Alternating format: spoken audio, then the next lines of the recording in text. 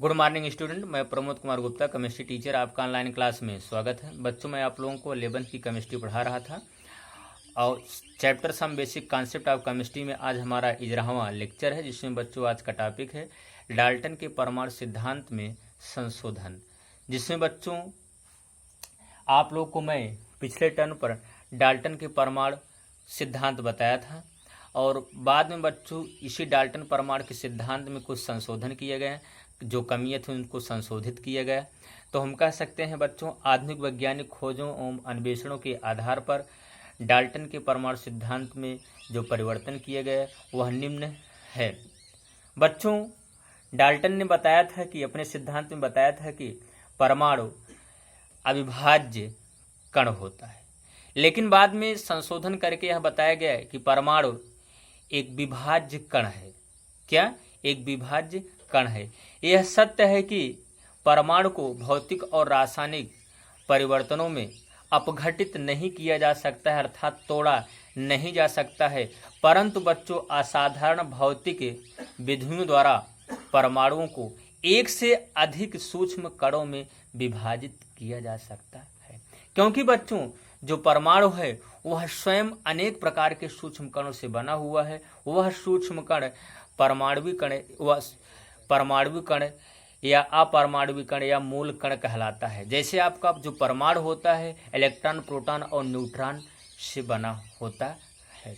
बच्चों, विश्व में चाहे जो भी वस्तु है वह जिससे मिलकर बनी होती है वह क्या उसी में क्या हो जाती है, बाद में परिवर्तित हो जाती है।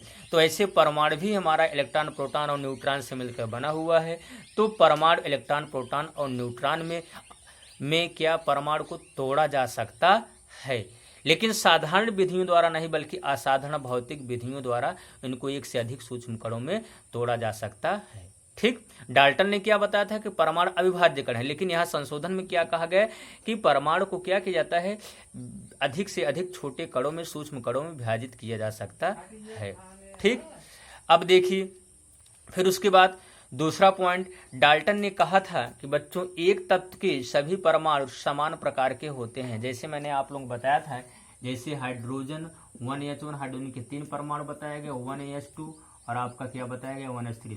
डाल्टन ने कहा था कि अपने सिद्धांत में एक तत्व के सभी परमाणु समान प्रकार के होते हैं, लेकिन बाद में संशोधन किए गए, एक तत्व के जो सभी परमाणु होते हैं समान प्रकार के, अर्थात समान द्रव्यमान, आकार, गुण के नहीं होते हैं, बल्कि वो भिन्न भिन्न होते हैं।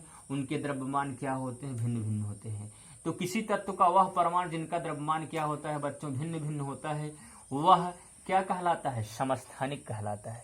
क्या कहलाता है, समस्थानिक। अर्थात यहाँ बच्चों हाइड्रोजन के कितने समस्थानिक है, 3 है। कितने हैं, 3 है। ठीक, प्रोटियम, ड्यूटेरियम और ट्राइटियम। ऐसे इसी प्रकार से हमारे क्या है, कार्बन 612 है, कार्बन 613 है, कार्बन 614 है। यहाँ देखिए डाल्टन ने बताया कि यह कार्बन तत्व का परमाणु है, भिन्न भिन्न परमाणु है, ये समान प्रकार का है, लेकिन बाद में संशोधन किया गया, संशोधन करके यह बताया गया कि एक तत्व के जितने परमाणु होते हैं समान आकार, द्रव्यमान, गुणधर्म के नहीं होते हैं। ये तत्व क्या कहलाते हैं, समस्थानिक कहलाते हैं। फिर डाल्टन ने क्या बताया कि भिन्न भिन्न तत्वों के जो परमाणु होते हैं वो भिन्न भिन्न द्रव्यमान, आकार और गुणधर्म वाले होते हैं। ठीक, डाल्टन ने बताया, लेकिन इसमें क्या संशोधन किया गया, बताया गया कि बच्चों भिन्न भिन्न तत्वों के जो भिन्न भिन्न परमाणु होते हैं वो समान द्रव्यमान वाले हो सकते हैं, होते हैं। जैसे क्या बताया गया, जैसे यहाँ आर्गन हो गया, आर्गन 1840 है, और आपका यहाँ पोटेशियम है, पोटेशियम 1940 है, कैल्शियम यहाँ 20 और 40 है। तो डाल्टन ने बताया कि भिन्न भिन्न तत्वों के जो परमाणु होते हैं भिन्न भिन्न द्रव्यमान और आकार गुणधर्म वाले होते हैं, लेकिन यहाँ आप देख रहे हैं इन सब का द्रव्यमान क्या है, समान है।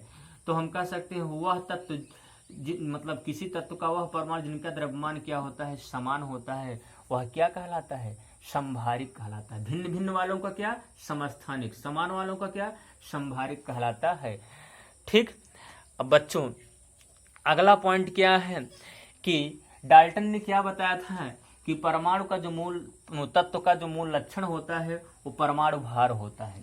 ये सब ऊपर वाली लिखी गई संख्या क्या है, ये सब क्या है, परमाणु भार है, अर्थात द्रव्यमान संख्या है। डाल्टन ने बताया कि तत्व का मूल लक्षण क्या होता है, परमाणु भार होता है, लेकिन बाद में संशोधन करके बताया गया बच्चों कि तत्व का मूल लक्षण क्या होता है, परमाणु क्रमांक होता है। क्या होता है, परमाणु क्रमांक। 18, 19, 20 आपका 6, 6, 6। तो तत्व का जो मूल लक्षण है वह बच्चों क्या है, परमाणु क्रमांक है। ठीक।